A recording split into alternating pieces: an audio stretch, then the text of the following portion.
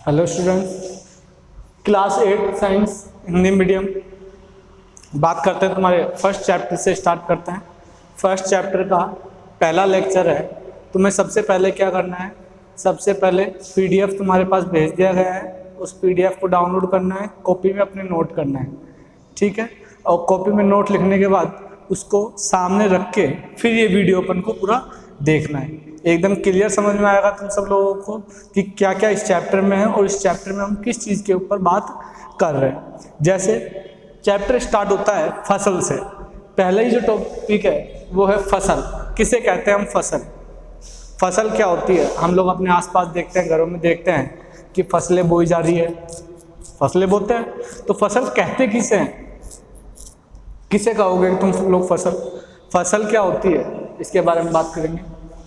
फसल किसी एक विशेष स्थान पर उगाए जाने वाले पौधे जो होते हैं वो फसल कहलाते हैं। किसी एक विशेष स्थान पर उगाए जाने वाले पौधे जो एक छोटे से स्थान में काफ़ी मात्रा में उगाए जाते हैं तो वो क्या कहलाते हैं? फसल। फसल तो बहुत सारे टाइप की होती है, तुमने भी देखी होगी, अलग अलग टाइप की फसलें होती हैं। तो फसल तो हम कहेंगे किसी एक छोटे से स्थान पर बहुत सारी मात्रा में किसी विशेष प्रकार के पौधे उगाना, वो कहलाएगा फसल। पीडीएफ जो आपको भेजी है उसमें डेफिनेशन लिखी हुई है, परिभाषा लिखी हुई है, उस परिभाषा को अपन को याद करना है। दूसरी चीज, फसलों का वर्गीकरण, क्लासिफिकेशन ऑफ क्रॉप्स। फसलों का वर्गीकरण। फसलों के वर्गीकरण में क्या होता है, आप कैसे क्लासिफाई करोगे कि कितने टाइप की, कितने प्रकार की फसलें होती हैं। हमारे जनरली दो टाइप की फसलें होती हैं, एक खरीफ की फसल होती है और एक रबी की फसल होती है। एक किसकी फसल होती है? खरीफ की, और एक होती है रबी की फसल, ठीक है। इसके बाद थर्ड नंबर पे अपन किस टॉपिक में पढ़ेंगे? थर्ड नंबर में हम टॉपिक पढ़ेंगे किसान द्वारा किए जाने वाले क्रियाकलाप। कौन कौन से कार्य किसान करता है एक फसल को मिट्टी में बोने से पहले से स्टार्ट लेके उसको काटने के बाद तक, वो सारे जो स्टेप हैं वो ही अपन को यहाँ लिखने हैं, किसान द्वारा किए जाने वाले क्रियाकलाप। जैसे पहला क्रियाकलाप क्या है? मिट्टी तैयार करना। तो कोई भी जो किसान होगा वो सबसे पहले क्या करता है? सबसे पहले खेती के लिए क्या तैयार करेगा? मिट्टी। सबसे पहले मिट्टी तैयार करेगा। तो मिट्टी तैयार करना फर्स्ट स्टेप होता है। मिट्टी किस टाइप से तैयार करते हैं उसके अलग अलग प्रोसेस हो सकते हैं बहुत सारे, उसके बारे में अपन धीरे धीरे पढ़ेंगे। लेकिन सबसे पहले कौन सी स्टेप करेगा? मिट्टी तैयार करेगा। उसके बाद क्या करेगा? बुआई करेगा। बुआई का मतलब होता है जो बीज है उनको जमीन में बोएगा तभी तो फसल उगेगी। तो सेकंड जो स्टेप है वो है बुआई करेगा। थर्ड स्टेप खाद या उर्वरक देना। थर्ड स्टेप में क्या करेगा किसान? खाद देगा या उर्वरक देगा। अब ये बहुत ही इंपॉर्टेंट बात है कि खाद क्या होते हैं और उर्वरक क्या होते हैं, दोनों अलग अलग होते हैं। इसके बारे में हम बात करेंगे कि खाद क्या होते हैं और उर्वरक क्या होते हैं। खाद तो जो गोबर से या पत्तियों से इस तरीके से अपने आसपास बनाए जाते हैं वो होते हैं खाद। वो क्या होते हैं? खाद। उर्वरक क्या होते हैं? उर्वरक फैक्ट्रियों में बनाया जाता है नाइट्रोजन की सहायता से। उर्वरक कहाँ बनाया जाता है? फैक्ट्रियों में। खाद कहाँ बनाया जाता है? घरों में, ठीक है। अच्छा, कौन ज़्यादा अच्छा रहता है फसल के लिए? फसल के लिए ज़्यादा अच्छा तो फिर उर्वरक रहते हैं, खाद कम अच्छी रहती है। लेकिन पोषकता कौन बढ़ाती है? खाद पोषकता ज़्यादा बढ़ाती है, उर्वरक उसकी पोषकता को कम कर देते हैं।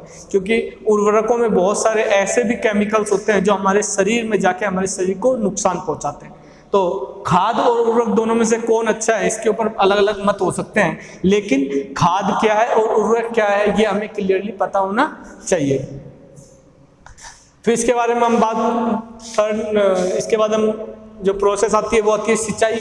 कि चलो भैया उसने खाद भी डाल दी, पहले मिट्टी तैयार करी, फिर बुआई कर दी, उसके बाद खाद उसमें उर्वरक भी डाल दिए। उसके बाद क्या करेगा? उसके बाद वो सिंचाई करता है। उसके बाद क्या करेगा? सिंचाई। क्योंकि सिंचाई से पानी छोड़ेगा तभी तो जाके जो नए पौधे उग पाएंगे। तो उसकी अगली स्टेप होती है सिंचाई करना। सिंचाई कैसे करता है वो एक अलग बात है। हो सकता है ड्रिप से करे, ड्रिप का मतलब हो सकता है एक एक बूंद से करे, है ना, एक एक बूंद छोटे जड़ों में। हो सकता है नहरें, क्यारियां बनाकर जैसे हम करते हैं वैसे करें।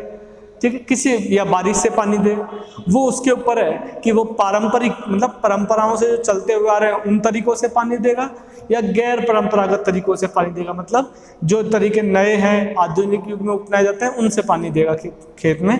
ये उसकी पर्सनल खुद की चॉइस है, लेकिन हाँ उसको सिंचाई करनी जरूर पड़ेगी। फिर है खरपतवार के सुरक्षा या खरपतवार से सुरक्षा।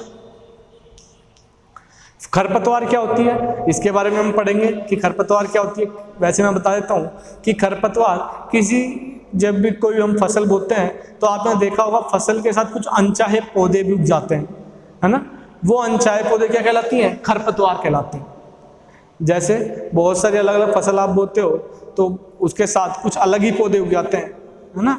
तो उन सारे पौधों को हटाना पड़ता है ताकि जो क्यों हटाना पड़ता है, क्योंकि वो भी पोषक तत्व तो कहाँ से ले रहे हैं? जमीन से ले रहे हैं। और जमीन से पोषक तत्व तो किसको जाने चाहिए ज़्यादा? वो हमारी फसल को ज़्यादा जाने चाहिए। तो अगर खरपतवार ज़्यादा होगी तो हमारी फसल अच्छी नहीं होगी, तो उस खरपतवार को हटा देना चाहिए। लेकिन खरपतवार कैसे हटाए? उसके लिए अलग अलग तरीके होते हैं, केमिकल तरीके भी होते हैं और उसके लिए हाथों से भी काट दिया जाता है। उसके बाद आता है कटाई। कटाई में क्या होता है? फसल को काटना। फसल को काटना किस में इंक्लूड करते हैं? कटाई में। बात समझ में आ रही है? फसल को काटोगे आप, क्योंकि फसल तैयार हो गई, खरपतवार से सुरक्षा करी आपने, फसल तैयार हो गई, कटने लायक हो गई, तो आपने फसल काटोगे। काटने के कौन कौन से तरीके होते हैं? बहुत सारे अलग अलग तरीके हैं। थ्रेसर से कर सकते हो, ट्रैक्टर वगैरह से कर सकते हो, या और भी अलग अलग तरीके हो सकते हैं। आप किससे कटाई करते हो? हाथों से भी कर सकते हो, है ना। उसके बाद भंडारण। भंडारण की सुविधाएं भी अलग अलग होती है। मतलब आपने जब फसल काट ली, खेत में थोड़ा ना छोड़ोगे, उसको कहीं लाके स्टोर करोगे, भंडारित करोगे, तो भंडारण अगला स्टेप। इसमें अपन क्या पढ़ेंगे कि कहाँ कहाँ भंडारण किया जाना चाहिए, कि गवर्नमेंट भंडार, मान लो मेरा बहुत ज़्यादा गेहूँ मेरे पास हो गया और मेरे पास जगह नहीं है, तो कहाँ जाके मैं उसको भंडार कर सकता हूँ। वो सारी चीज़ें हम इस चैप्टर में पढ़ेंगे, ठीक है। तो आपको एक छोटा आइडिया तो हो चुका है कि अपन आज क्या पढ़ने वाले हैं। तो थोड़ा थोड़ा मैंने आपको आइडिया भी दे दिया है। तो इन सब चीज़ों को नोट करो और फिर स्टार्ट करो एक बार, ठीक है। तो अपन आगे बात करते हैं फसलों के बारे में, कि फसलों का क्लासिफिकेशन, फसलों का वर्गीकरण किस टाइप से होता है। फसलें मुख्य रूप से जो अपने इंडिया में होती हैं वो खरीफ की फसल और रबी की फसल, दो प्रकार की फसलें होती हैं। एक तो खरीफ की फसल होती है और एक रबी की फसल होती है। अच्छा, सबसे पहले बात करते हैं खरीफ की फसल के बारे में। खरीफ की फसल, ये फसल बोई कब जाती है? ये वर्षा ऋतु जब आती है तब अपन खरीफ की फसल बोते हैं। और काटते कब है? जून से सितंबर तक। अपन सितंबर के आसपास इसको काटते हैं। ये कौन कौन सी होती है? धान, मक्का, सोयाबीन, मूंगफली, कपास, ये सारी की सारी खरीफ की फसलों में आती है। याद कैसे रखोगे? आपको ये नाम याद रखने हैं, धान, मक्का, सोयाबीन, मूंगफली, कपास, ये आपको नाम याद होने चाहिए, क्योंकि बहुत सारे कंपटीशन एग्जाम्स में भी ये चीज़ें पूछ ली जाती हैं कि कौन सी फसल खरीफ की है और कौन सी फसल रबी की फसल। जैसे एक एग्जाम्पल मैं आपको दूं, मैं आपसे पूछूं कि धान, चना, मटर और सरसों, इनमें से 4 एग्जाम्पल दे दिए और इनमें से पूछ लिया आपसे, बताओ कौन सी फसल खरीफ की फसल है। तो आपको पहचानना पड़ेगा, क्योंकि धान यहाँ लिखा हुआ है, मतलब धान की जो फसल है वो खरीफ की फसल होगी। बात समझे? तो अपन को खरीफ की फसल की 2 बातें याद रखनी है मुख्य रूप से, कि वर्षा ऋतु में ये बोई जाती है और जून से सितंबर तक ये होती है। इसके उदाहरण धान, मक्का, सोयाबीन, मूंगफली, कपास, और ये सब किस में आते हैं? खरीफ की फसल में। बात करते हैं रबी की फसल की। रबी की फसल कब बोई जाती है? शीत ऋतु में, मतलब सर्दियों के दिनों में ये बोई जाती है और अक्टूबर से मार्च के बीच में ये रहती है। उदाहरण कौन कौन से हैं? चना, मटर और सरसों, ये रबी की फसल के उदाहरण हैं। आपको याद कैसे रखना है? आपने देखा होगा जो सर्दियों के जब दिन होते हैं तो पीले पीले फूल खेतों में लहराते हैं, वो पीले फूल किसके होते हैं? सरसों के होते हैं। तो आपको ये ध्यान रखना है कि सर्दियों के दिनों में जो आप फसलें देखते हो वो फसलें जनरली रबी की होती है। किसकी होती है? रबी की। जैसे सरसों आप देखते हो सर्दियों के दिनों में, चना देखते हो, मटर देखते हो, ये सारी की सारी फसलें आप लोग रबी की फसलें होती हैं और आप लोग शीत ऋतु में इनको देखते हो। तो फसल का वर्गीकरण हमारा कंप्लीट हो चुका है कि फसलों का वर्गीकरण खरीफ और रबी हमने दोनों पढ़ लिया है। इसके बाद था कि क्या स्टेप्स होती हैं किसी भी फसल को बोने की। तो पहला था कि सबसे पहले जो मिट्टी है, मिट्टी को किस तरीके से एक किसान समतल करता है, फसल बोने के लिए तैयार करता है, उसके बारे में हम पढ़ेंगे। तो पहली चीज होती है पलटन, इसे बोला जाता है पलटन। पलटन शब्द का क्या मतलब है? पलटन शब्द का मतलब है मिट्टी का पलटना। मतलब किसान फसल बोने से पहले क्या करता है? मिट्टी को पलटता है। मिट्टी क्या करता है? पलटता है। मिट्टी को पलटने से फायदा क्या है? क्यों पलटा जाता है मिट्टी को? ताकि मिट्टी जब एक ही जगह पर रहती है तो मिट्टी के अंदर तक पानी नहीं जा पाता, लेकिन जब मिट्टी को घुमा फिरा दिया जाता है तो उसके जो छिद्र होते हैं वो खुल जाते हैं और पानी ज़्यादा गहराई तक ज़्यादा अच्छे से जा पाएगा। तो इसीलिए पलटन किया जाता है। क्या किया जाता है? पलटन। पहले के ज़माने में हम लोग पलटन के लिए अलग अलग टाइप के औजार इस्तेमाल करते थे मिट्टी में। पहले लोग पहले वाले जो लोग हुआ करते थे वो लोग हल वगैरह काम में लेते थे। एक हल को अपने कंधे पे रख के उससे खेत बोते थे। फिर थोड़े आदमी सिविलाइज हुए तो सोचने समझने लगे तो बैल का इस्तेमाल करने लगे। फिर बैल के बांध के घुमाया जाता था। फिर ट्रैक्टर से, फिर अलग अलग प्रकार की गाड़ियों से उसको हल को चलाया जाता है। और भी बहुत सारे तरीके होते हैं पलटन करने के। लेकिन पलटन का जो सबसे ज़्यादा प्रचलित हमारे देश में तरीका है वो आज भी हाथों से पलटन की जाती है। एक फावली लेते हैं और फावली से खेत को खोद के उसकी मिट्टी को पलटते हैं। ये थोड़ा इसमें काम ज़्यादा होता है लेकिन इससे पैसे की बचत होती है। तो पलटन ज़्यादातर हाथों से किया जाता है ना, खुदाई वगैरह करके मिट्टी को पलटना ही पलटन कहलाता है।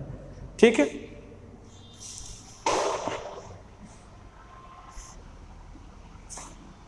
हाँ, तो पलटन के लिए कौन कौन से औजार काम में लोगे आप लोग? हल, या हल के बाद हाथों से भी आप इसको कर सकते हो, या इसके अलावा भी तरीके होते हैं आपके पास। कुदाली जिसे बोला जाता है ना, कुदाली भी होता है। एक कल्टीवेटर भी होता है, उसके जरिए आप मिट्टी को पलट सकते हो। तो आज जो भी आपने पढ़ा है, जितना आपके पास पीडीएफ पहुंचा है, उस पूरे पीडीएफ को आपको अपनी कॉपी में लिखना है। और कॉपी में लिखने के बाद साफ कॉपी में लिखना है और उसके बाद अपन को एक वीडियो देखना है जिससे पूरा अपन को पता चलेगा कि अपन ने जो भी नोट्स लिखे हैं वो किस फ्लो में लिखे हैं, किस टाइप से लिखे हैं। धन्यवाद।